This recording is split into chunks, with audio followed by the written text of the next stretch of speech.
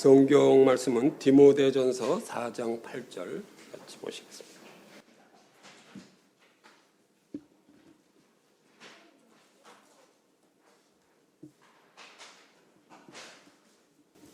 디모데전서 4장 8절 같이 봉독합니다. 시작. 육체의 연단은 약간의 유익이 있으나 경고는 범사에 유익하니 인생의 약속이 있느니라. 아멘. 나는 2003년에 신학대학원 THM 과정에 입학해서 2004년 영성지수의 타당도 검사라는 제목으로 석사 논문을 썼습니다. 당시 논문 제목을 가지고 이제 고민할 때 우리 교회 성도인 기독교 학과에 다니던 장혜원 자매가 학교에서 배우고 있다는 영성지능, SQ, 영성지능이라는 책을 이렇게 소개받았습니다. IQ, EQ라는 그런 말은 있어도 SQ라는 그런 용어는 처음 듣는 그런 단어였습니다. 이 책에 보면 1997년 미국의 캘리포니아 대학의 라마 찬드란 교수는 우리 뇌 속에 신뇌, 즉 신영역인 갓스팟이 있다는 것을 그분이 발견했는데 크리스찬이 아닙니다. 라마 찬드란 그러니까 인도 출신인데 힌두교나 뭐나 하나님이나 이 영적인 얘기를 하면 여기서 그 표시가 그 이제 영상에 나와서 이걸 발견했다고 합니다. 이 책을 보고 내가 개발한 것이 IQ 지능지수를 하는 게 아니라 영성지수를 개발해야 되겠다 이런 생각을 해봤어요. 이 SQ가 영성지수라면 그 지수를 어떻게 하면 개발할 수 있나. 우리 성도들도 제가 개발한 거 가지고 한번 조사를 해봤으면 좋겠어요. 영성지수가 어느 정도 나오나. 그걸 제가 그걸 개발해가지고 그래서 타당도 검사를 통계학적으로 이렇게 해서 석사 논문이 THM 코스가 이렇게 통과됐습니다.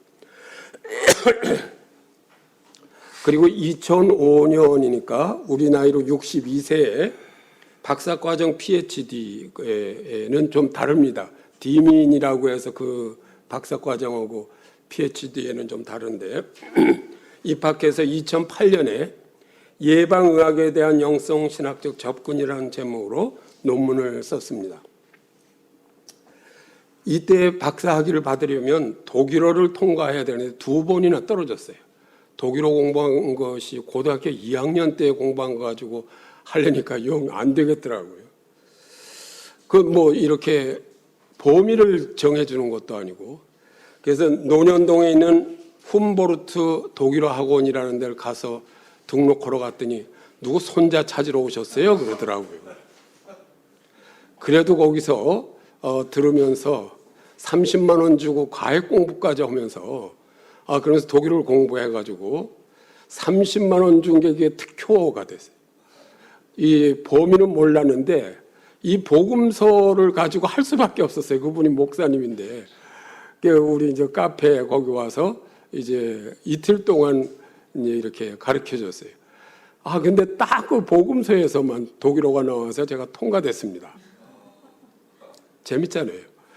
60이 넘어도 이게 2008년이면 얼마예요? 65세인데 독일어에서 통과됐습니다. 그러니까 젊은 분들한테 좀 도전을 주기 위해서 이렇게 말씀드리는 거예요.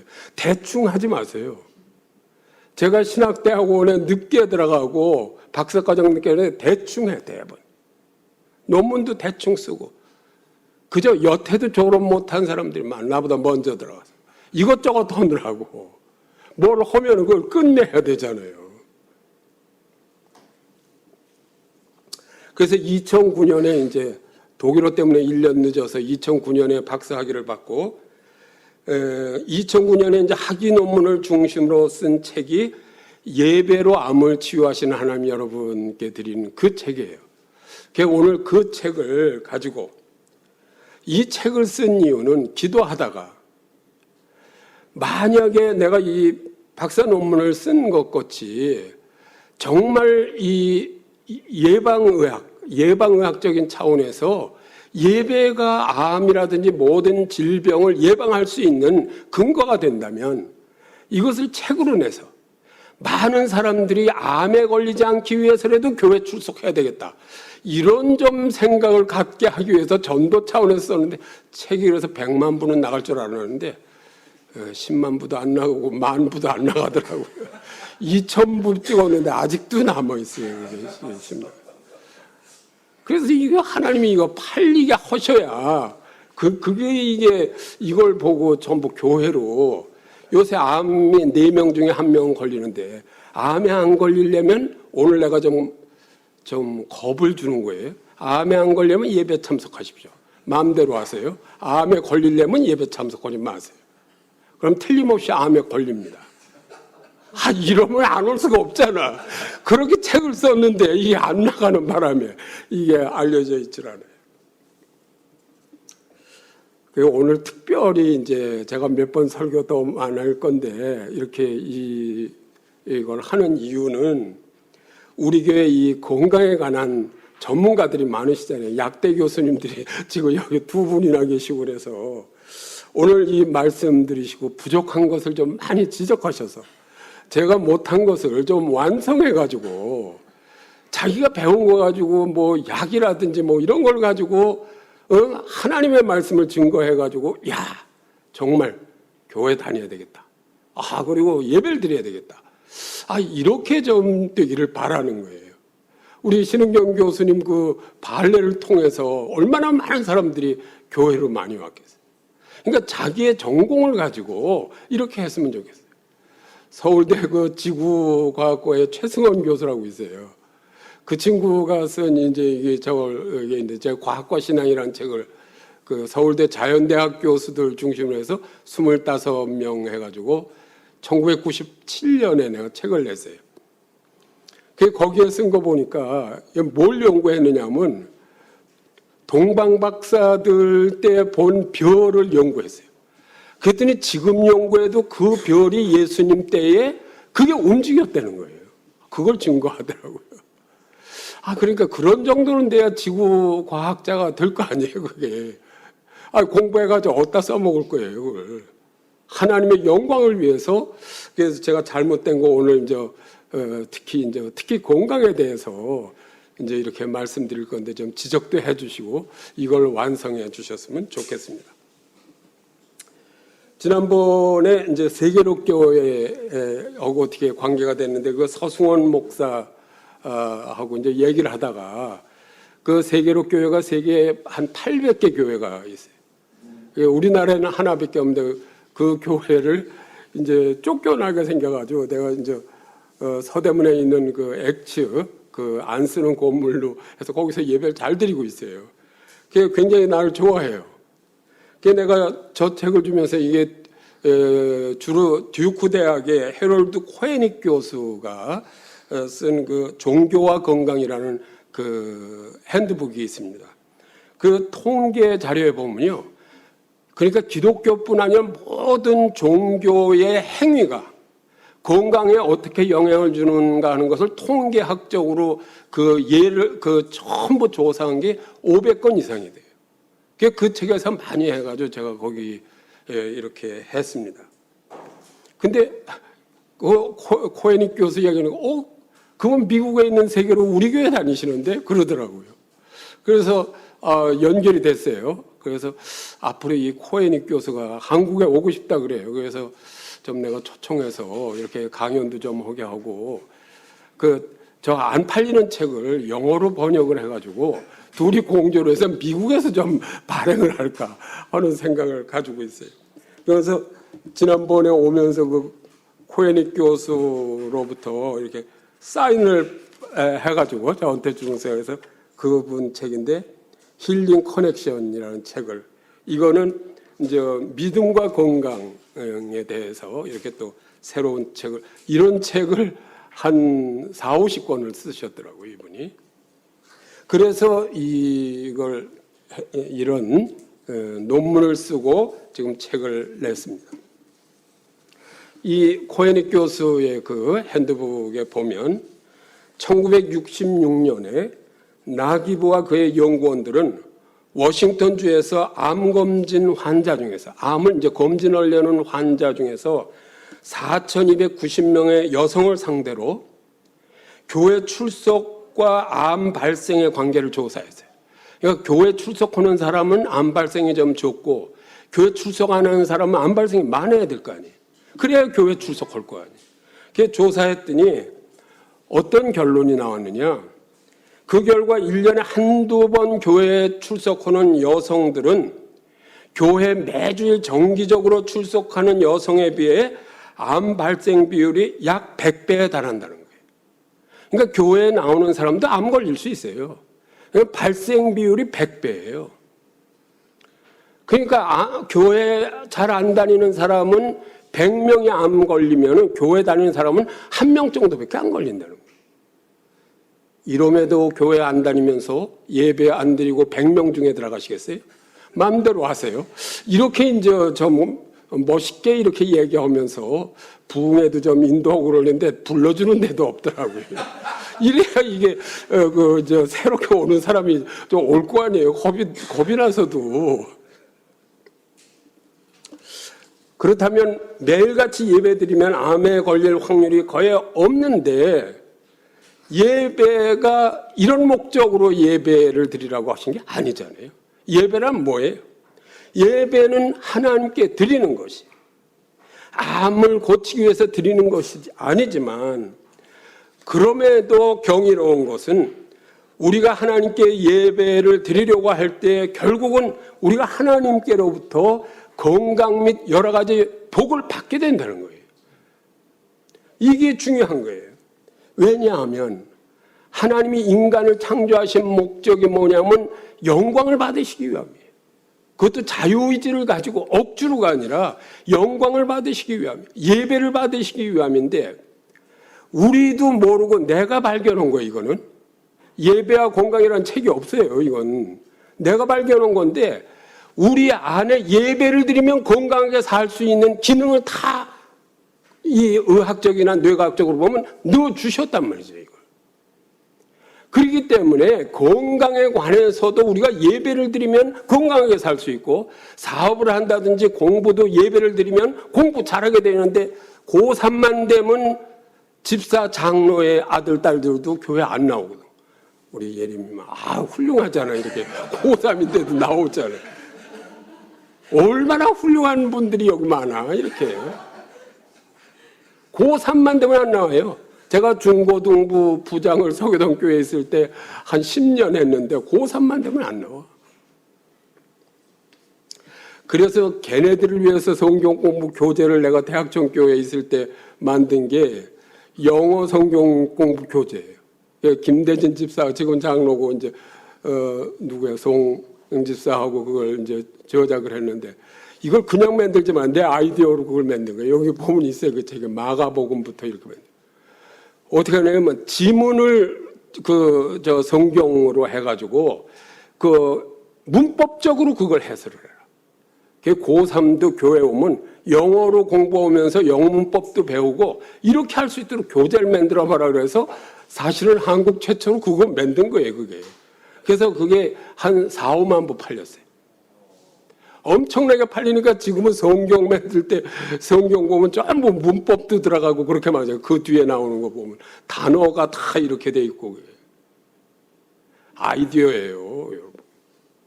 창조야 하나님께서 우리에게 창의력을 주시면 돈도 벌 수 있는데 돈 못 버는 것도 집도 주신다 그랬잖아요. 집 없는 분은 좀 회개하라 그랬죠. 내가 땅 한 평도 없고 그러면 회개해야 돼요. 땅을 주신다 그랬는데 왜 땅 한 평도 없어? 이건 죄송합니다. 네. 그래서 오늘 이제 본문 말씀 다시 한번 같이 보시겠습니다. 디모데전서 4장 8절 시작. 육체의 연단은 약간의 유익이 있으나 경고는 범사에 유익하니 금생과 내세에 약속이 있느니라. 보세요. 이 말씀에 연단이라는 단어는 운동 경기에서 많이 사용하는 훈련을 하라는 말씀이에요. 그러니까 육체 훈련을 하라. 헬스클럽 많이 가잖아요.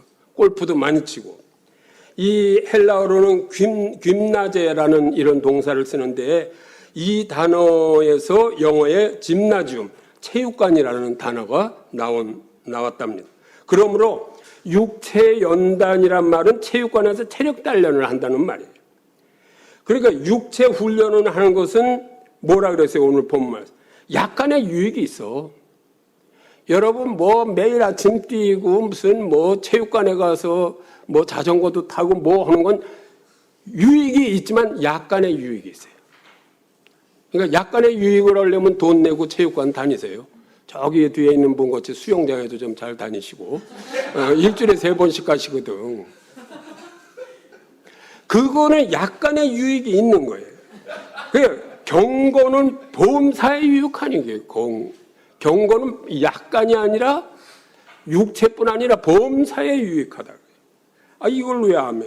금생과 내세의 약속이 있는 거예요. 나는 성경을 글자 그대로 믿는 사람이에요. 글자 그대로 그냥.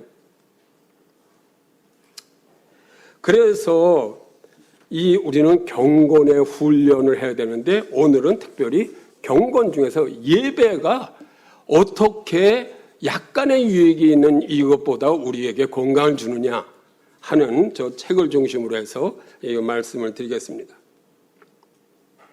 그래서 어떻게 유익이 되는 거를 아무리 목사적인 관점에서 성경으로 얘기해도 아멘 아멘 하면서 뒤로 가서는 안 믿어요. 대부분. 사람은 증빙이 있어야 믿으려고 그래요. 그러니까 과학적으로 얘기하면 굉장히 잘 믿으려고 그래요. 왜냐하면 과학은 증명을 하니까. 그래서 뇌과학적이고 면역학적으로 오늘 두 분께 죄송하지만 이렇게 이제 이걸 증명하려고 합니다. 틀렸으면 좀 분명히 지적을 해 주시기 바랍니다. 이렇게 하면서 조사를 해보니까요. 건강의 개념이 변천되기 시작했어요. 그러니까 19세기 중엽부터 신체 개념의 건강의 개념이 심신 개념으로 바뀌었어요. 그러니까 19세기까지는요. 이 육신, 신체만 건강하면 건강이다. 건강이 그렇게 봤는데 19세기 중엽부터 바뀌었어요. 어떻게 바뀌었는 그게 바뀌었고 20세기 후반부터는 건강의 개념이 심신 개념에서 그게 이제 심신 개념으로 바꾼 거예요. 이제 19세기 중엽에. 그러니까 이 마음까지 들어가요. 마음, 그래서 이제 스트레스라는 얘기가 많이 나오는 거예요. 19세기 중엽부터.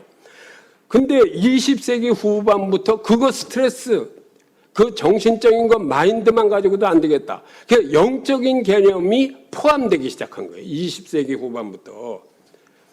그래서 다시 말씀드리면 19세기 이전까지의 건강의 개념은 신체 개념의 건강으로 건강을 육체적인 질병의 반대편의 상태를 건강이라고 했어요. 19세기 중엽부터 건강의 개념이 신체 개념에서 건강에서 심신 개념으로 바뀌게 되었어요. 그래서 정신과 육체를 별개로 구분해서 생각할 수 없다는 것을 알고 여기서 나온 학문이 의학적인 학문이 뭐냐면 심신상관의학이라는 의학이 나온 거예요. 그러니까 마인드 바디 메디신. 그게 심신상관의학. 그게 심신상관의학이란 뭐냐면 마음과 육체, 마음은 육체에, 육체는 마음에 서로 영향을 주고받는다는 개념 아래에서 이제 의학을 다룬 것이. 예를 들면 기분이 나쁘거나 화를 내거나 이렇게 강한 스트레스를 받으면 뇌에서 노르아드레날린이라는 물질이 분비됩니다. 맞습니까? 네, 이렇게 이제 이 물질은 대단히 강렬한 독성을 가지고 있어요. 그래가지고 자연계에 있는 그 독으로는 뱀 다음으로 그 독성이 이제 강하다고 합니다. 그러므로 항상 화를 내거나 스트레스를 받으세요. 마음대로 하세요. 그러면 이게 뭐가 나오냐면 이 호르몬이 계속 나오는 거예요. 그래서 이제 더 빨리 조로 현상이 나요. 그렇잖아요. 이 독성이 들어가니까 그냥 주름살은 나같이 점점 더 깊게 파지죠. 그리고 질병에 걸리기 쉬운 거죠. 암과 같은 질병이에요. 스트레스 걸리니까 암하고 싸울 능력이 없어지는 거예요. 근데 반대로 고맙습니다, 감사합니다, 이거 교회 다니는 사람만 하지 교회 안 다니는 사람, 절에 다니는 분도 이런 거 해요? 안 하잖아요. 뭐 해요? 그럼 절에 가는 사람도 암은 좀 덜 걸리겠구만. 고맙습니다, 감사합니다, 기분이 매우 좋습니다, 난 예수님을 믿어서, 이렇게 진정으로 이렇게 하면 어떻게 돼? 그렇게 하면 어떤 호르몬이 나오냐 하면, 지금 여쭤보면 괜히 또 약학대학 교수님이 대답을 못하시면 곤란하니까, 베타 엔돌핀이라는 호르몬이 분비된다는 거예요. 베타 엔돌핀. 그러니까 반대로 아까는 이제 노르아드레날린이라는 그 호르몬이 분비되는데, 이 우리가 기분이 좋으면 베타 엔돌핀이 분비되는 거예요. 이거는 어떤 작용을 하는 호르몬이냐면 스트레스를 완화시키는 작용을 해요. 그러니까 스트레스를 받으면은 찬양을 드려야 돼요. 그리고 기분이 좋다, 그리고 그리고 하나님 앞에 기도하고 그러면 이 스트레스가 확 풀리는 이유가 왜냐하면 감사합니다, 좋습니다 그러면 베타 엔돌핀이 여기서 생성되기 때문에, 이 뇌과학적으로. 그러니까 거짓말하면 안 돼요. 실제로 그렇다고 이게. 그래서 이제 20세기에 들어와서 이제 1995년에 세계보건기구, 뭐 이래야 믿지 목사의 말을 잘 안 믿잖아요. 그게 WHO에서 발표한 21세기에는 모든 인류에게 건강을 이라는 그런 선언문에서 영적으로 안녕한 상태라는 개념을 추가했습니다. 그러니까 이렇게 마음뿐 아니라, 아까 얘기한 것까지는 마음인데, 육체와 마음, 그래서 스트레스뿐 아니라 너는 영적으로도 건강하지 않으면은 그 건강하지 않은 것이다. 이것을 WHO에서 이게 그 건강 선언문에 이거를 넣어놓은 거예요. 그러니까 오죽하면 WHO에서 영성이 좋아야 건강한 것이다, 이렇게까지 넣었는데 아무도 여기에서 반응하는 사람이 없어서 다 늙은 내가 반응한 거예요. 그래서 이런 논문을 내가 쓴 겁니다. 조금 부족하지만. 그러니까 건강의 개념이 19세기 전에는 무슨 개념? 건강은 신체 개념에서 19세기 중반에 심신 개념으로 바뀐 거예요. 그러니까 그랬다가 20세기에는 심신 개념에서 영성의 개념까지 포함되게 돼요. 그런데 의학에서는 아까 말씀드린 심신상관의학 이상은 아직 발표된 논문이 없어요. 그렇다고 목사님들이 이렇게 이런 거에 대해서 알질 못하니까 발표할 일도 없고. 그래서 내가 세계 최초로 발표한 그게 제 박사 논문에 있는 거예요. 괜찮잖아요. 세계 최초로. 틀리든 말든 간에. 나는 세계 최초가 아니면 안 해. 그래서 내가 세계 최초로 주장한 것이 의학의 영적인 개념을 더해가지고 영적 심신상관의학이라는 용어를 제가 만들었습니다. 괜찮잖아요, 이게.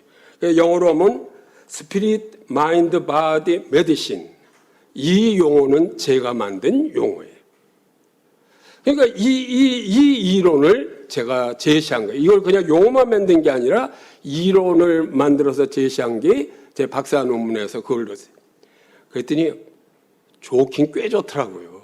신학 박사들이 이 뇌과학 이런 걸 모르니까 박사 논문이 그대로 통과가 돼. 모르니까 그냥 사인하고 넘어가더라고.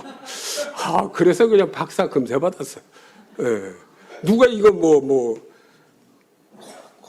다섯 사람이 그 심사위원인데 이거 딴지 거는 사람이 있어야지. 없잖아, 그냥. 그러니까 그냥 무사 통과해. 독일어만 그냥 그거 할 수 없이 2번 떨어졌다. 그리고 또 한 가지 뭐가 의학에서 없느냐 하면요. 이게 내 책에서 못 봐서 이 영어로 되어 있는 책 3권으로 되어 있는 게 있어요. 지금 성남에 있는 그 대학 모여 거기에 이제 한의학과에서 그 교수님이 가르치는 건데 내가 뺏어왔어요. 3권을. 거기에 뭐냐면 PNI라는 게 있어요. 이거 여기 전문가들은 심리신경 면역학. 사이코 뉴로 이뮤노로지라는 이뮤노로지 그 약자예요. 그게 의학에서 심리신경 면역학이 현대 의학에서 굉장한 점. 그 저게 뭐 3권씩이나 되는 논하는 정도예요. 심리신경면. 이만큼 심리와 이 아까 얘기한 마인드와 이 육체 관계를 이렇게 연구를 합니다. 그러니까 이 심리라는 건 뭐냐면 지성과 감성을 말하는 거예요. 지성과 감성. 그러니까 지성과 감성을 해서 그래서 여기서 이 P&I만 가지고 안 되겠다 해서 또 내가 새로운 세계적인 용어를 또 만들어서 발표를 했습니다. 그게 뭐냐면 아니 거기다 영성을 추가해야 될 거 아니에요. WHO에서도 하는데 그 의학계에서도 안 하고 기독교 우리 저기 종교계에서도 안 해서 할 수 없이 내가 한 거예요. 그래서 여기 심리가 지성과 감성을 말하는 거라면 나는 여기다 영성을 추가해서 그 영성, 지성, 감성이 삼성 아니에요. 성자가. 그 삼성일체 신경정신 면역학이다. 이렇게 붙였어요. 그래서 이제 그걸 브레인 트레인 뉴로 임노로지 이렇게 해가지고 BNI라고 나는 이름을 붙였어요. PNI가 아니라 BNI라는 새로운 용어로 세계 최초로 이런 용어를 제가 발표했습니다. 괜찮죠? 맞든 틀리든 쓰는 사람이 없어 근데요. 근데 이거 확실하게 제가 이론적으로 다 증거를 했습니다. 여기서 내가 이제 독창적인 치료요법, 정신치료요법을 개발한 게 있어요. 이것도 이제 최초인데 그건 뭐냐면 공부요법, 스터디 세라피. 그러니까 러닝 세라피라고도 할 수 있고 스터디 세라피. 빅터 프랭클은 로고 세라피라는 용어를 만들었죠. 그러니까 의미를 발견하는 것만으로도 신경증이라든지 이런 게 치유된다는 것이 유명한 로고 세라피. 그러니까 신학대학 교수가 그걸 모르더라고요. 이걸 발표를 하니까 로고 세라피의 말씀 치료법, 그건 말씀 치료가 아니에요. 무식한, 이거는 의미요법이라고 그래요. 의미요법. 그러나 내가 얘기하는 것은 공부요법으로 주장하는 것은 뭐냐 하면 공부하면 대부분 골치 아프다 그리고 안 하는데 그런 사람일수록 공부를 해야 돼요. 왜냐하면 공부하면 건강에 좋다. 그러니까 헬스클럽 가서 하는 것보다는 공부가 건강에 좋은 거예요. 그걸 내가 이론적으로 오늘 뇌과학적으로 설명을 하겠습니다. 공부하십시오. 성경 공부를 하면 더욱더 건강하는데 성경 공부를 안 하잖아요. 대부분 안 하고 그냥 넘어간단 말이에요. 세계보건국 WHO에서 이제 6에서 혼으로 20세기에 와서 이제 영의 개념 추가했기 때문에 그래서 지금 의학계에서는 어떠냐면 불교의 명상이 이게 그러니까 영성적으로는 불교의 명상을 활용해야겠다고 해서 미국의 대학병원에서 필수 코스로 된 곳이 많다는 거예요. 그건 뭐 난 미국 안 가봐서 모르겠어요. 그러니까 명상 코스가 있다는 거예요. 영성이 이제 건강에게 이게 말이 됩니까? 새벽 기도가 있어야지 왜 명상 코너가 들어가? 여기서. 그래서 한국의 그 우이동에 있는 도선사에 가면 명상을 그 절에서 훈련시키는데 기독교인이 하도 많이 와서 명상 훈련하겠다 그래서 기독교인 반을 따로 만들었대 도선사에서. 참 잘한다 잘해. 교회는 도대체 뭘 하고 도선사에서 기독교인 반을 만들어야 돼요. 명상이 뭔데? 우리는 새벽 기도 하는 게 이렇게 건강에 좋다고 왜 못해요? 불교는 하는데. 명상만 못해요? 우리가 묵상하고 기도하는 게? 이게 답답하기 짝이 없는 노릇이에요.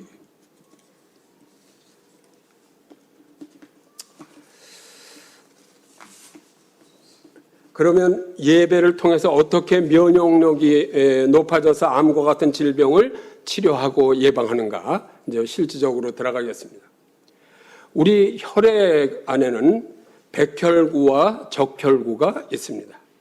여기서 백혈구는 면역작용을 백혈구가 하는데 백혈구 중에 매크로포즈라는 대식세포가 있습니다. 그러니까 대식하면 큰 것을 먹어치우는 세포예요. 그러니까 대식세포. 매크로포지는 이제 이물질이 들어오면 즉시 이제 이게 큰 거 다 잡아먹는 역할을 하는 게 매크로포지라는. 그런데 예배드리지 않고 항상 두려워하고 근심하고 하면 어떻게 되느냐 하면 이 매크로포지가 스트레스를 받아서 작동을 안 한다는 거예요. 그럼 어떻게 해요? 이물질이 막 날아다니는데 속에서 매크로포지가 작동을 안 하고 가만히 입만 벌리고 있는 거예요. 그럼 어떻게 해요? 아니, 암세포를 잡아먹어야 하는데 잡아먹지 않고 먹을까 말까 하고 입만 벌리고 있으면은 암 걸리는 거죠.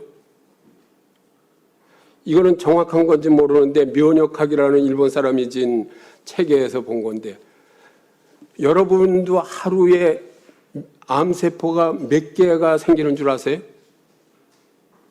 몰라요? 저 내 책을 줬는데도. 하루에 100만 개가 생겨요. 암세포가. 놀라지 않아요? 이래도. 하루 100만 개가 생기는데 매크로포지가 아 하고 안 먹고 있으면 하루 100만 개, 이틀이면 200만 개 이렇게 늘어나가는 거예요. 그럼 암에 걸리죠. 마음대로 해서 100만 개가 해서 1000만 개가 금세 되지. 그러면 뭐 틀림없이 암에 걸려요. 그래서 저는 인간의 건강을 영혼육의 건강으로 보면 현대의학이 육신에 대해서 또는 혼에 대해서까지 이렇게 본다면 잘해야 3분의 2까지 치유가 되지, 3분의 1을 부족한 건 교회 출석하고 이렇게 우리 신 목사님 같이 영적으로도 좀 암도 치료하시고 이래야 된다고요. 그러면 구체적으로 예배로 어떻게 암을 치료하는가? 첫째, 교회 출석하는 자체. 그냥 교회 왔다 갔다만 해도 암 치료가 돼요. 암이 예방이 돼요. 왜 그러냐? 그래서 아까 얘기한 그 듀크 대학의 이제 해롤드 코헤닉 교수가 뭐라고 얘기하느냐면 아주 유명한 말이에요. 나에게는 교회 열심히 나가는 사람들이 일요일마다 골프 치러 가는 사람보다 더 건강하다. 그러니까 마음대로 해서 일요일마다 골프 치러 가세요. 교회 가는 사람이 더 건강하니까. 뭐 테니스 치러 가든지 등산 가든지 마음대로 하라고. 이 코헤닉 교수가 그랬어요. 이렇게 생긴 사람. 이렇게 생긴 사람인데 젊은 사람이에요. 그러니까 일요일마다 골프 치러 가시라고. 예, 그러면 이제 100만 개가 생기는 게 이제 자꾸 늘어나니까 이렇게 겁을 줘야 교회에 나올 거 아니에요. 골프 치러 가겠어요? 교회 오겠어요?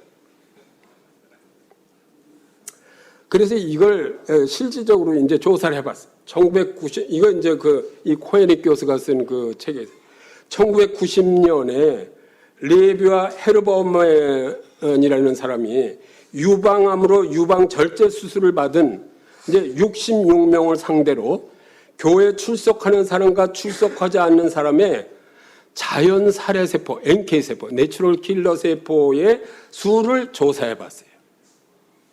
그랬더니 교회 출석하는 여성의 자연 살해 세포 수가 훨씬 많이 활동하고 있음을 발견한 거예요. 그러니까 이제 암 수술을 받았는데 교회 안 다니는 사람은 이 자연 살해 NK 세포가 활동을 안 해. 근데 교회 다니는 사람은 활동을 많이 하기 때문에 이 자연 살해 세포가 뭐냐면 암세포를 잡아먹고 암세포를 죽이는 역할을 해요. 근데 이게 많이 활동한다. 이게 증명이 되는 거예요. 이렇게 통계학적으로. 근데도 교회 안 나오시겠어요? 이런 거예요. 괜찮잖아요. 이런 데도 날 왜 안 불러? 큰 교회에서도 이렇게 한번 설교를 해야 되는데. 이 NK세포, 자연살해세포가 어떻게 암세포를 죽이냐 하면요. 죽이는 방법이 이 NK세포가 퍼포린이라는 단백질을 분비하기 때문이에요. 이 퍼포린은 암세포에 구멍을 뚫습니다. 그리고 그 구멍 안에 물과 염분이 들어가게 해서 암세포를 죽인다고요. NK세포가. 그렇기 때문에 NK세포, 내추럴 킬러 세포가 활동하지 않으면 그거는 이제 하루 100만 개나 생기는 암세포가 그냥 살아서 움직이기 시작하면 20일, 30일만 돼도 암 발생 확률이 높아지는 거죠. 마음대로 하시는 거죠, 그게. 근데 교회 다니는 사람은 왜 그럼 암에 걸릴 확률이 낮은가? 스트레스를 안 받기 때문에. 그러니까 NK세포가 스트레스 받으면 NK세포도 스트레스를 받는 거예요. 교회 출석하는 사람은 문제가 있잖아요. 제가 기도하는 방법 중에 오늘의 무슨 문제가 있으면 디보트 하나님께 바쳐 드리라 그랬잖아요. 하나님께 드리니까 내가 무슨 문제 하나님께 드리지 나는 구체적인 문제를 가지고 기도하잖아. 하나님 이런 문제가 있는데 해결해 주세요. 내가 해결하는 게 아니니까. 그렇기 때문에 스트레스를 안 받죠. 기도응답이 안 되면 이거 기도응답 해주면 나한테 더 나쁜 일이 오니까 하나님이 그러셨구나. 그리고 받아들이는 거죠. 그러니까 난 항상 기쁘죠. 항상 안 될 게 뭐가 있어요. 기도하면 다 들어주시는 거죠. 안 들어주신 것도 더 좋게 들어주시는 거예요. 그러니까 NK세포가 활동할 이유가 없다고. 그러니까 나는 23년 동안이나 신장 이식해가지고 면역을 오히려 이게 NK세포를 억제하는 약을 23년 동안이나 먹잖아요. 면역 억제제를. 그래서 신장 이식한 사람이 암에 걸려 죽는 사람이 굉장히 많아요. 근데 23년 동안 살게 하시잖아요. 처음에 이렇게 수술하고 이 신장이 2년 이상 쓰지 못하겠다고 우리 교회, 내가 그때 대학정교회 다닐 때 이걸 그때 장로님께 어떻게 얘기를 하느냐고. 서울대 병원에 이제 근무하던 집사님인데 지금은 이제 백병원에 거기서 이제 하시는. 근데 내가 23년 동안 이 신장을 썼잖아요. 난 너무 감사한 거예요. 그때 기도할 때 하나님 히스기야 같이 15년만 살게 해주세요. 그땐 15년만 살게 해주세요. 할렐루야지. 근데 지금 23년 동안 살게 하셨는데 내일 이제 이게 신장 기능이 다 떨어져서 내일 날은 이제 투석 다시 할 준비 수술하러 들어갑니다. 기쁜 거예요. 지금 죽으면 어때요? 이 땅이 좋으면 예수님께서 33년만 살다 가셨겠어요? 천국의 하나님과 함께 있는 게 더 좋으니까 가신 거예요. 나는 15년이 아니라 23년까지 지금 72세까지 살게 하셨는데 지금 가도 한이 없는데 또 이 투석 수술을 받아가지고 또 투석하면서 2, 3년은 또 더 살게 하실 거 아니에요. 그러니까 또 하루 2, 3년 더 살면서 성경을 내가 백독한다 그랬는데 백독하면서 아까 코에닉 교수하고 영문으로 또 책을 한 권 쓸지 어떻게 하느냐 말이죠. 그러니까 나는 너무 감사한 거예요.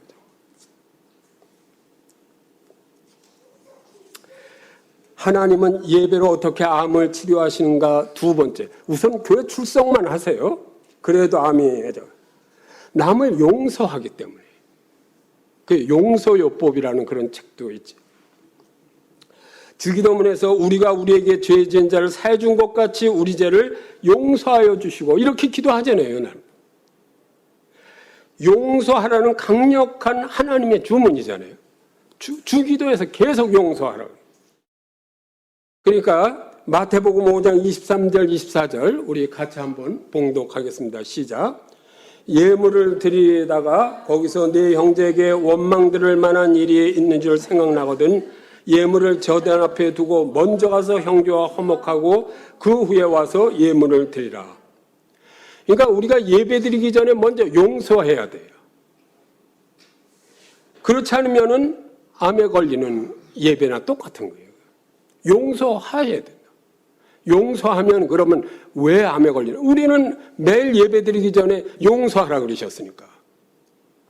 그러니까 예수님 말씀대로 용서하면은 왜 암에 안 걸리고 매크로포지 같은 게 전부 또 NK세포가 살아나서 암세포를 잡아먹느냐? 용서하지 않으면은요, 스트레스 반응이 강력해지면서 교감신경계가 자극됩니다. 그래서 아드레날린과 노르아드레날린이 분비됩니다. 이 자율신경계는 교감신경과 부교감신경 이렇게 나누는데 이제 교감신경과 부교감신경은 교감신경을 완화시켜주는 작용을 합니다. 그래서 이제 아드레날린과 노르아드레날린이 분비되면 이것이 어느 정도는 분비될 필요가 있어요. 근데 계속해서 화를 내거나 스트레스를 받으면 화병이라는 것은 세계 의학사전에도 기록되는데 한국에서 유래된 병이 화병이에요. 한국에만 있는 게 화병. 첫째, 혈압이 올라가는 거예요. 화를 내면 혈압이 올라가고 그래서 맥박이 빨라져서 심장, 혈관, 내벽에 상처가 납니다. 둘째, 지방이 많이 분비되어서 혈중 지방 농도가 높아져서 콜레스테롤 수치가 높아집니다. 셋째, 혈중 혈소판을 응고시켜서 동맥 혈관을 막아버리기 때문에 이게 혈관 파열이 될 가능성이 많은 거예요. 그래서 우리는 용서하면서 예배를 드려야 돼요. 세 번째, 하나님은 예배를 어떻게 암을 치료하시는가? 기도가 암을 치료하고, 그러니까 기도로 하나님께 들어주셔서 하는 게 아니라 기도하는 행위 자체가 그냥 하기만 해도 그냥 암이 치료되는 거예요. 하는 그 형식만 갖춰도. 특히 묵상, 우리는 이제 말을 이렇게 소리 지르면서 이렇게 주여 주여 하면서 하는데 그냥 조용히 메디테이션, 묵상을 하면 뇌에서 뇌과학적으로 어떤 현상이 일어나냐면요, 뇌에서 알파파가 발생됩니다. 많이 발생돼요. 묵상을 하면. 그런데 이 알파파가 방출되면 베타 엔돌핀이라는 그런 호르몬이 같이 분비가 된다고. 그래서 이 묵상을 하면 알파파가 발생되면서 베타 엔돌핀이 이렇게 발생이 되기 때문에 이 베타 엔돌핀은 어떤 작용을 하느냐면 아까 암세포를 퍼포린으로 죽이는 그 NK세포, 내추럴 킬러 세포 활동을 굉장히 활발하게 하는 역할을 하기 때문에 그게 면역력이 굉장히 높아지는 거예요. 그러니까 기도하는 자체로 조용히 하나님 앞에 묵상하며 기도하는 자체로 NK세포가 살아나가지고 그냥 암세포를 퍼포린으로 다 죽여버린다고.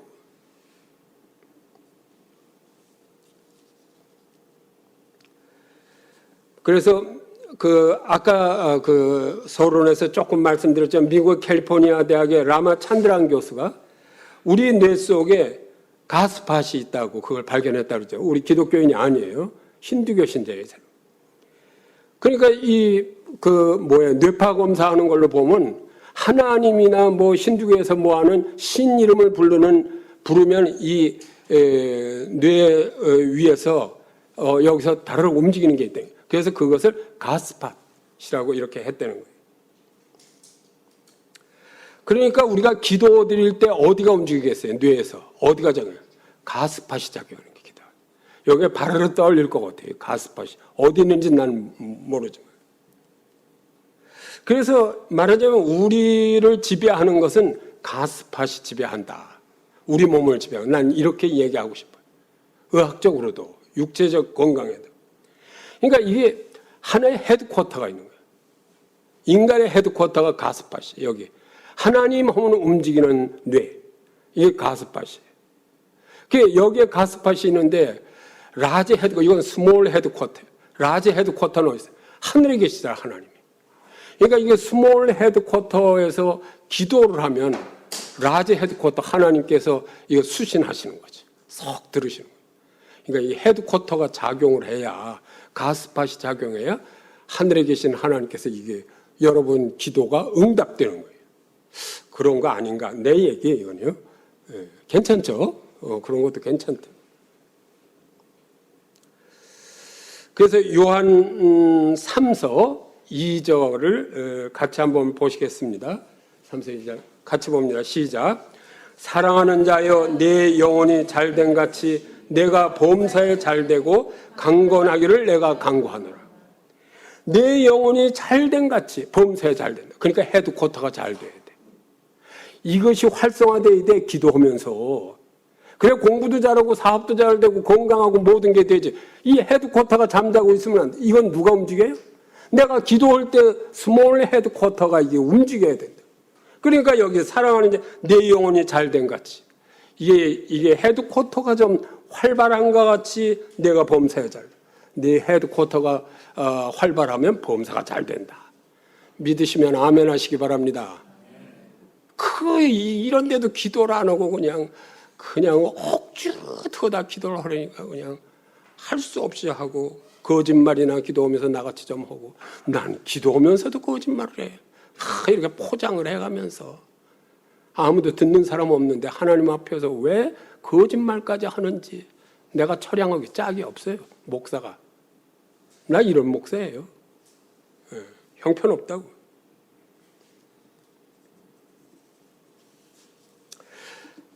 하나님은 예배로 어떻게 함을 치료하시는가? 네 번째, 찬양으로 치료. 이건 책도 많아요. 찬양 치료라든지 이것만 따로 하는데 숙명여대에서도 이걸 하고 있고 그런데 주로 내가 폴 트루니에의 이 책을 봤습니다. 거기에 이 트루니에가 우리 영혼을 하나님께 가져가 치료를 받게 하는 데는 찬양만큼 위대한 것은 없다 이렇게 말하고 있습니다. 우리가 온정성을 다해서 찬양드리면 우리를 만드신 분이 우리 몸을 잘 아시기 때문에 우리를 치료해 주신다는 거예요. 그 1912년에 노벨상을 받은 카렐이라는 사람이 마음, 혼, 영혼은 우리의 영혼육이 영혼육, 마음, 혼, 영혼은 뭐라고 했느냐면 질량 없는 에너지라 이렇게. 난 이 단어를 굉장히 좋아해요. 노벨상 받은 사람이에요. 에너지는 질량이 있는 거 아니에요. 근데 질량 없는 에너지가 있다. 그러니까 이 세상에 보이지 않아도 에너지가 돌아다닌다는 거죠. 하나님의 기운이 여기서 영적 기운이 돌아다니는 거예요. 질량이 있어요? 영적 기운이 돌아다니는 거예요. 마귀의 역사하는 것이 질량이 있어요? 이거 1912년 노벨 의학상 받은 사람, 이 사람 얘기한 거예요. 질량 없는 에너지가 있다. 이게 놀랄 만한 일 아니에요? 이게 이 사람이 예수님을 믿는지 그건 모르지만은 과학자가 이렇게 얘기하는 거예요. 이 사람이 얘기하기를 그 책에서 이 질량 없는 에너지는 미토콘드리아라는 유전자에 강하게 작용해서 ATP라는 물질을 생산한다고 합니다. 이게 ATP. 여기 이제 전문가들은 아시죠. 나는 이제 잘 모르니까 그냥 ATP라고만 얘기합니다. 이 ATP는 의학적으로는 도저히 상상할 수 없는 그런 일을 일으켜서 기적적으로 우리의 질병을 치료하는 그런 물질이라는 거예요. 그 책에 보면. 이것을 ATP를 뭐라 그러냐면 아데노신 3인산이라고 합니다. 이런 물질이라고 해요. 우리 몸에 이것도 이제 맞는지 모르지만 전문가들이 여기 계시니까 60조 개의 세포로 이루어졌다고 합니다. 저는 이제 의학책을 많이 봤어요. 의학개론 1, 2, 3권 서울대학에서 나온 거 다 보고 다 봤어요. 그런데 60조 개의 세포로 이루어져 있는데 이 세포가 하루에 1조 개의 비율로 교체된다는 거예요. 깜짝 놀랐어요. 나 이건 너무 감사한 거예요. 늙어도 늙는 것이 아니야. 60조 개의 1조는 없어지고 1조는 새로 생기는 거예요. 그러니까 이 새로 생기는 세포가 이게 좀 활동성 있는 세포로 내면 얼마나 좋겠어요, 이게. 그럼에도 매일같이 1조 개 없어서 새로 오는데 새로 나온 세포 좀 잘 되게 해주세요. 그리고 기도 안 할 거예요? 그럼 그 세포 속에 암도 들어오고 별게 지렁이도 들어올지 모르고 별게 다 들어오는데 어떻게 할 거예요? 지난번에 보니까 지렁이 같은 게 여기서 꿈틀꿈틀 거리더라고요. 윗속에서. 그러니까 이게 하루에 1조 개가 없어지고 1조 개가 우리 몸의 세포를 새로 할 때 이게 중요한 거 아니에요? 매일같이. 이때 영양분과 산소가 없으면 이 세포가 생기지 않는다는 거예요. 영양이 있어야 되고 산소가 있어요. 이 영양분과 산소를 만드는 데 꼭 필요한 것이 아까 얘기한 미토콘드리아라고. 그러니까 질량 없는 에너지가 이걸 만든다는 거예요. 미토콘드리아. 그러니까 뭘 해야 돼? 질량 없는 에너지가 뭐? 기도나 찬양할 때 생성되는 그런 에너지, 미토콘드리아가 있어야만 이것이 잘 일조기의 세포가 생성되는데, 그래도 매일 안 하고 빼먹고 기도할 거예요? 하루 일조개는 빼먹고 기도 안 하고 빼먹는 날, 이날도 일조개가 생기는데, 세포가. 2달이면 내 몸이 완전히 바뀌는데, 내가 얘기한 게 아니에요. 의학자들이 얘기하는 거지, 이게. 마음대로 하세요. 그럼 하루 기도도 안 하고 찬양도 안 하고 하루 지나면 일조개 속에 뭐가 들어오는지 난 몰라. 별의별 게 다 들어오는지, 그 좋은 것으로만 만들어 주실는지 어떻게 알아요, 그걸. 그래도 겁을 하나도 안 내시네. 오늘은 참 겁주려고 내가 설교하는 건데, 제발 기도도 하고 예배도 드리고 이러라고 내가 설교하는 거예요. 예. 과학적으로 하면 좀 믿어야지, 이게. 5번째. 예배로 어떻게 하면 치료하는 5번째는 내가 저거 하는 이론이라는 거예요. 설교를 경청해서 듣든지 성경 공부를 해라, 그런 얘기예요. 말라기 4장 1절 우리 같이 보시겠습니다. 시작. 내 이름을 경외하는 너에게 공의로운 해가 떠올라서 치료하는 광선을 비추리니. 예. 자, 치료하는 광선을 비춰주신다고 그랬어요. 그 우리가 기도할 때 많이 하잖아요. 치료하는 광선이 이렇게 오는 거예요. 아까 그 질량 없는 에너지 같은 거예요. 치료하는 광선이 우리에게 오는 거예요. 누구에게? 내 이름을 경외하는 너희에게, 아무에게나 치료하는 광선이 비치죠. 경외하는, 예배드리고 기도드리는 너희에게 그렇게 하신다는 얘기죠. 그래서 저는 설교를 들을 때 들을 만한 게 없어도 아하 그리고 아멘 하고 큰 소리로 하십니다. 그럼 그 아멘 할 때 이게 저 NK 세포가 살아나는 거예요. 그래서 이렇게 지금 벌써 NK 세포가 살아나서 암 세포 100만 개가 죽었습니다, 지금. 이렇게 되는 거예요. 100만 개가 죽은 거예요, 지금. 오늘 1조개가 세는데 벌써 100만 개의 세포는 아주 좋은 걸로 그 아멘 한 번에 벌써 이렇게 됐다고요. 아, 2번이. 이렇게 해야 된다고요. 그래서 유레카라는, 이제 너무 많이 아시잖아요. 유레카가 뭐예요? 알키메데스가 이제 그 왕한테 저걸 받은 거 아니에요. 이게 왕관에 이게 금관인데 거짓말. 그래서 이걸 이제 하기 위해서 이제 목욕을 하다가 비중이라는 건 발견했죠. 비중이라는 걸. 그 목욕탕에 들어갔다가 이거구나 하고 그 이론을 깨닫고 나와서 빨가벗었는데 이 무릎을 탁 친 게 이게 유레카. 이게 유레카. 그러니까 어떻게 하냐면 빨가벗지 말고 설교할 때 아멘 하고 이걸 탁 치면 이게 유레카란 말이죠. 알키메데스 같이. 이럴 때 그냥 암세포가 싹 지나가는데도 이걸 안 하잖아요. 강지성 간사가 외치고 외쳐야 아멘 어떻게 몇 번 하잖아. 찬양 드리면서도. 그래서 난 이것을 깨달음의 요법, 아하 하고 깨달았다.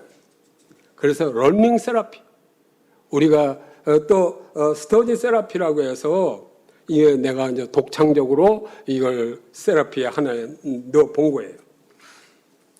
그러면 뇌과학적으로 이 러닝 세라피, 이 스터디 세라피가 왜 우리에게 좋은 영향을, 육체 건강에 좋은 영향을 끼치는가? 아하 하고 깨달으면요, 여러분 뭐 이렇게 깨달으면 머리에 안에, 뇌 안에 뭐 불이 들어온 것 같다 그러잖아요. 뇌가 환하다고 그렇잖아요. 근데 실제로 그래요. 뇌에 불이 들어와요, 실제로. 뇌과학적으로 보면 실제로 뇌에 불이 들어오기 때문에 화난 거지 그냥 이미지만 그런 게 아니에요. 그러니까 그 불이 들어오니까 별의별 그냥 저게 다 좋은 그 신경 전달 물질이 다 생성되는 거예요. 지금 우리 이제 이렇게 과학적으로 이렇게 해놓은 게 책에 보면 한 신경 전달 물질이 그 아드레날린 뭐예요? 한 80가지가 된다. 근데 그건 인간이 발견한 것만 80가지, 발견하지 못한 건 100가지가 넘을는지 어떻게 알아요? 그 신경 전달 물질이 쏟아지는 것은 이 깨달을 때 쏟아지는 거예요. 그러니까 어떤 질병이라도 난 나을 수 있다. 이 스터디 세라피라고. 그걸 내가 스터디 세라피라고.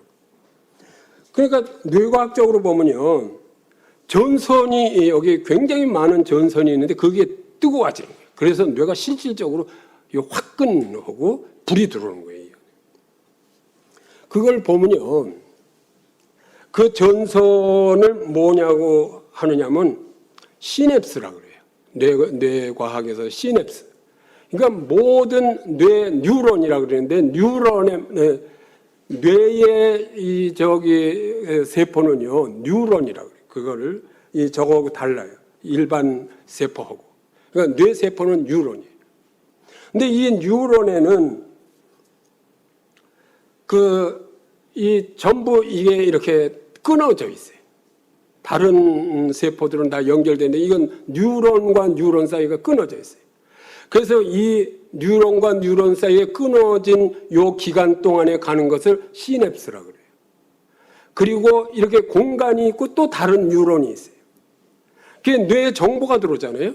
공부를 한다든지 정보가 들어오면 그래서 이게 신경세포를 전달해야 되니까. 물질이 여기를 막아줘야 이게 정보가 전달되는 거예요. 그러니까 이 전달 물질이 어디서 생성되는데 그걸 발견한 게 80가지예요. 80가지인데 근데 여기서 이것이 하려면 이 신경 전달 물질이 새 나와야 돼, 이게. 근데 이 시냅스가 어떻게 하냐면 전기 장치로 돼 있어요, 이게 실제로. 이 전기 장치로 돼 있는데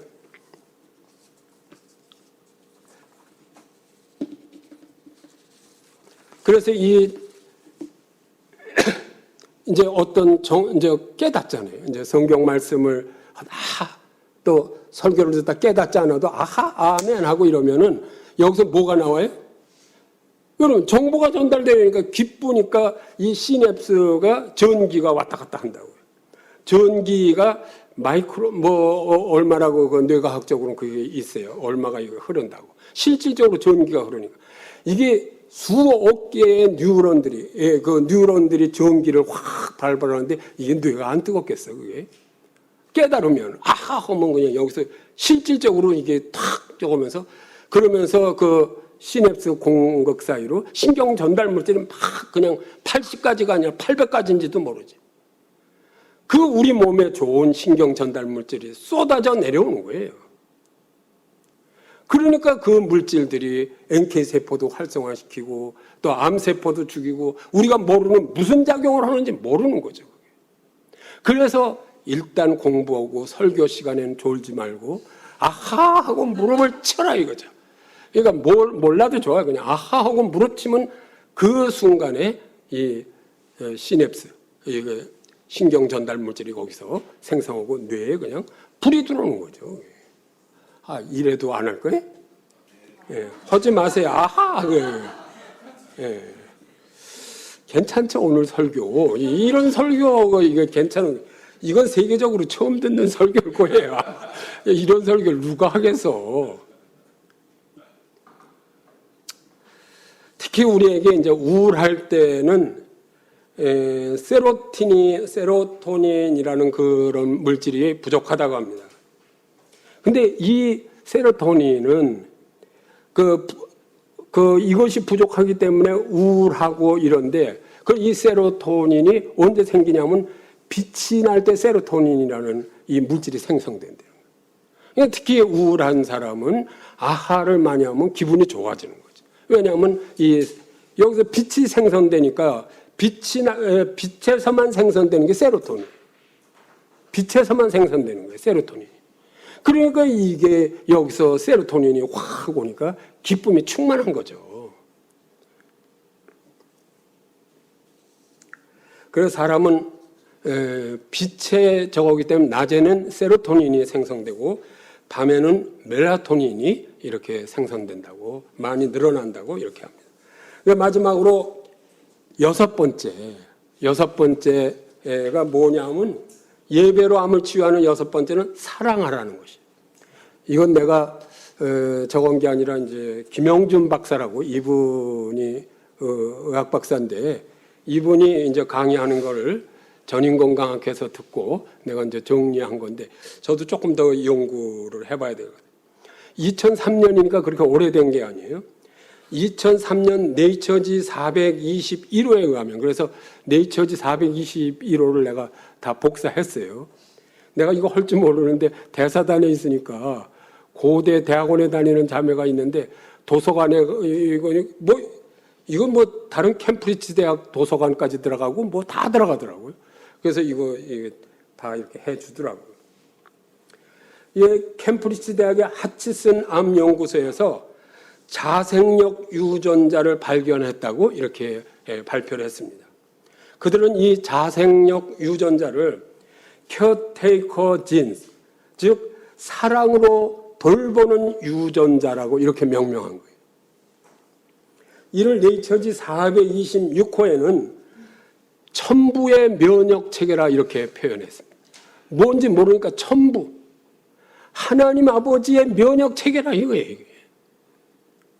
뭔지 모르지만 하나님 아버지의 면역 체계, 이것이.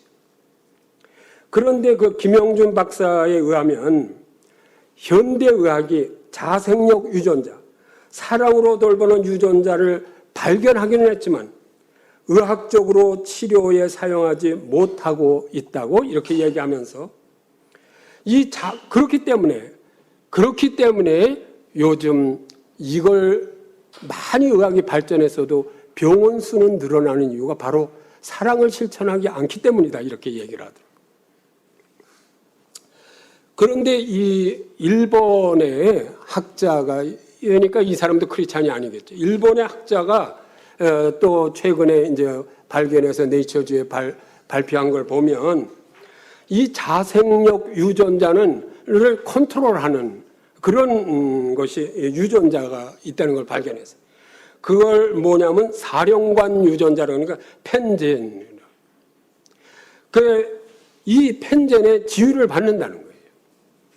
근데 이 사령관 유전자 펜젠은 선천적으로 하나님께서 우리 몸에 심어 놓은 것이, 이 일본 그 학자가 뭐라 그러냐면, 하나님이라는 용어는 안 썼지만 우리의 선천적으로 우리 인간 뇌에 심어 놓은 것이 펜젠이다, 사령관 유전자다, 이렇게 얘기해요. 그러니까 이 유전자를 우리가 활성화시키려면 사랑합니다 해야 펜젠이 움직이는 거예요. 사랑합니다 해야 이것이 이 유전자가 움직여서 우리 몸을 정상화시키는데, 그렇기 때문에 사랑해야 된다는 거예요. 근데 현대의학이 아무리 발달해도 병원 수는 늘어가고 환자는 늘어가는 이유는 아까 김영준 박사 얘기한 것이 뭐냐 하면 우리가 사랑하지 않기 때문이라는 거예요. 교회는 많아도 교인끼리도 서로 사랑하지 않기 때문에. 하나님이 그만두시겠어요? 펜젠으로 하여금 잠잠케 하시면, 잠들게 하시면 다 죽는 거예요, 그냥. 뭐 간단히 원자폭탄으로 죽는 게 아니에요. 펜젠만 여러분 머릿속에서 일체 그냥 움직이지 않게 사랑하든 말든 뭐 움직이지 않게 하면 어떡할 거예요? 지금까지 얘기한 것 중에 한 가지 기능만 없어도 전부 죽는 거죠. 원자폭탄보다 이게 더 큰 건데. 우리 이제 출애굽기 15장 26절 우리 같이 한번 보시겠습니다. 시작. 여기 보면은 나는 너희를 치료하시는 여호와, 이렇게 말씀해요. 치료하시는 여호와. 여호와 하나님은 우리의 죄악을 사하시고 병을 고쳐주시는 그런 치료자이심을 믿으시기 바랍니다. 하나님은 우리를 치료하시는데 그 치료를 내장시켜 놓으셨어요. 실질적으로 우리가 예배만 드려도, 서로 사랑하기만 해도, 성경 말씀대로 실천하기만 해도 우리가 건강하게 살 수 있는 것이에요. 수명을 다해 살 수 있는 거예요. 그래서 내가 하고 싶었는데 이걸 못한 게 한 가지 있다 그랬더니 서울신학대학의 조갑진 교수가 나한테 오라고 내가 그거 해주겠다 그러더라고요. 뭘 하고 싶었느냐 하면 이걸 내가 내 책을 미국 책에서만 하는 게 아니라 증명하기 위해서 여기 CCC나 어디에 수련회 가가지고 거기 200명, 300명 모일 거 아니에요. 2만 원씩 주고 학생들에게 들어갈 때 피검사를 하는 거예요. 들어갈 때 피검사를 해가지고 NK 세포수를 해놓고 수련회 끝나고 나올 때 피검사. 그 대신 1인당 2만 원은 줘야지. 그래가지고 피검사를 해가지고 NK 그 세포 그 살해 세포수의 증감이 틀림없이 있을 것 같아요. 그래가지고 그걸 증명해서 발표를 하면 꼼짝 없을 거 아니냐. 근데 돈이 한 1,000만 원 들어가더라고. 그래서 안 했어요. 여러분 중에 누구 하고 싶은 사람 하세요. 이거 틀림없이 된다고. 이게 이렇게 예배 드리고 나면 틀림없이 이렇게 의학적으로도 증명되고, 이거 하나님 말씀도 그렇게 돼요. 무정란이라는 계란만을 생산하는 그런 양계장의 닭들은 대부분 죽을 때 백혈병이라고 하는 그런 혈액암으로 죽어가게 된다고 합니다. 그런데 이 혈액암에 걸린 양계장의 닭들을 양계장에서 해방시켜서 동산에 풀어놓기만 해도 거의 대부분 암에 걸리지 않고 백혈병에 걸리지 않고 건강한 닭으로 살아난다고 합니다. 인간도 마찬가지입니다. 우리는 지금 양계장 같은 그런 속에서 사는 거 아닙니까? 어떤 테두리 안에서 돈을 벌어야 되고 뭘 해야 되고 그 테두리 안에 사니까 각종 암에 걸리는데 여기서 풀어나서 하나님의 동산에 풀어나요. 에덴 동산에 풀어나요. 그것이 바로 예배를 드리는 장소 아니겠어요? 그래서 면역 기능을 그 면역학이라는 책을 쓴 하루야마라는 사람은 면역 혁명이 아니라 뇌내 혁명이라는 책을 썼습니다. 그 책에 이렇게 얘기를 하게 돼요. 면역 기능을 어떤 제약회사도 뒤지지 않는 훌륭한 제약 공장 시스템이다. 이렇게 말하고 있는데 그 면역 기능이 그렇다면 우리 예배가 어떤 제약회사보다도 훌륭한 제약 공장 아니겠어요, 이게? 겨울에 동토를 보면 흙더미 속에 아무런 생명력이 없는 것 같지만 그러나 동토 안에 생명력이 있었죠. 그러니까 얼음이 오고 이렇게 하면 그 동토 안에 있던 그 안에 있는 생명이 꽃을 피우듯이 우리가 우리 인간에게도 꽃을 피우게 해야 돼요. 그러려면 햇빛, 내가 늘 빛이라 그러셨잖아요. 하나님의 빛이 비추게 하시고 사랑의 빛이 비추게 하시고 그래서 우리가 이렇게 하나님 앞에서 참 아름다운 에덴에서의 삶을 살아야 됩니다. 그래서 오늘 좀 시간이 갔지만 우리의 가슴을 적시고 봄의 꽃을 피우게 할 동무생각이라는 노래를 함께 불러보려고 합니다. 저는 동요나 이런 것에 찬송가 못지않은 게 많은 것 같아요. 그거 발견하려고 지금 애를 쓰고 있습니다. 이 봄의 교향악이 울려 퍼지는 청라 언덕 위에 백합필적에 여기 청라는 푸른 비단을 깔아놓은 것 같은 언덕 위에 나는 흰나리꽃 향내 맡으며 너를 위해 노래 부른다. 청라 언덕과 같은 내 마음에 백합 같은 내 동무여 내가 내게서 피어날 적에 모든 슬픔이 사라진다. 여기서 나는 청라 언덕이고 너는 백합하라. 푸른 비단을 깔아놓은 것 같은 내 마음 언덕 위에 백합 같은 너 피어나는 그게 누구예요? 예수 그리스도가 피어날 때 그때 우리 마음속에 에덴이 이루어지고 우리는 아름답게 건강하게 이 땅에 살 수 있습니다. 우리 같이 여기까지 1절 먼저 불러보겠습니다. 시작.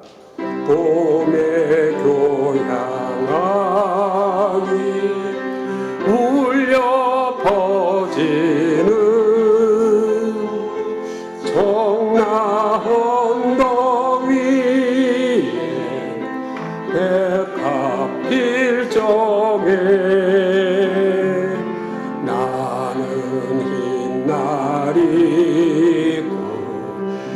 향내 맡으며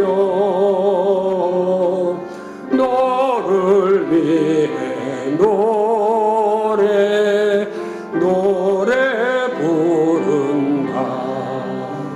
전나 언덕과 같은 내 맘에 백합 같은 내 동무여 내가 내게서 피어날 적에 모든 슬픔이 사라진다.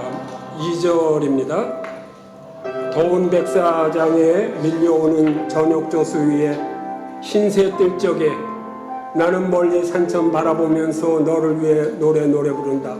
저녁 조수와 같은 내 마음에 흰새 같은 내 동무야 내가 내게서 떠날 때에는 모든 슬픔이 사라진다. 저녁 파도와 같은 내 마음 흰새 같은 동무여 날아라. 파도 같은 내 마음에 주님께서 흰새같이 내 마음에 날아다니시면 나는 바로 에덴을 회복하고 아름답게 살 것입니다. 2절 같이 부르시겠습니다. 시작. 더운 백사장에 밀려들어오는 저녁 조수 위에 흰새 뜰 적에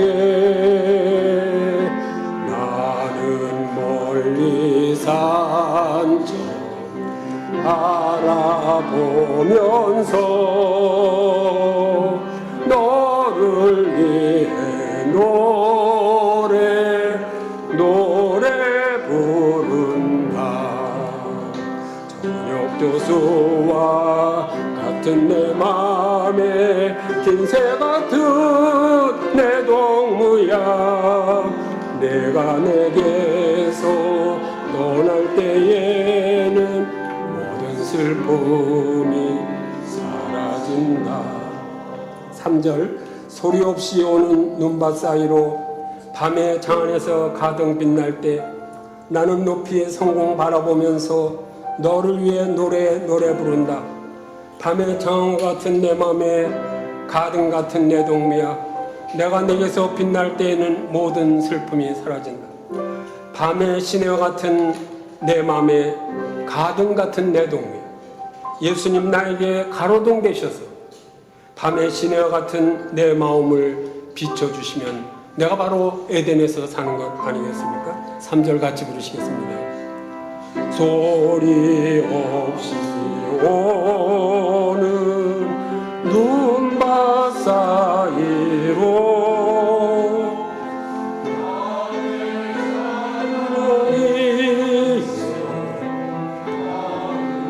일정에 너는 높이 성을 바라보면서 너를 위해 노래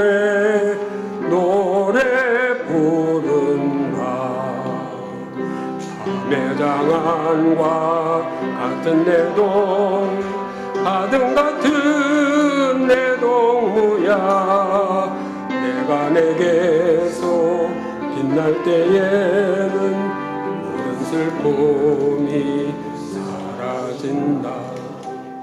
기도 드리시겠습니다.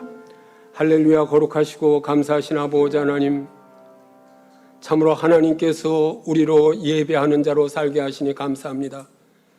또 우리에게 말씀하시진 않았지만 우리가 예배 드릴 때 아버지 하나님 우리를 강건케 하시며 120세까지 살게 하시며 또 우리 하는 모든 일들의 형통함을 주시니 감사합니다. 주님, 온 성도들이 우리가 예배를 드리면서 복의 복을 받는 주님의 자녀들 되도록 축복해 주시옵소서.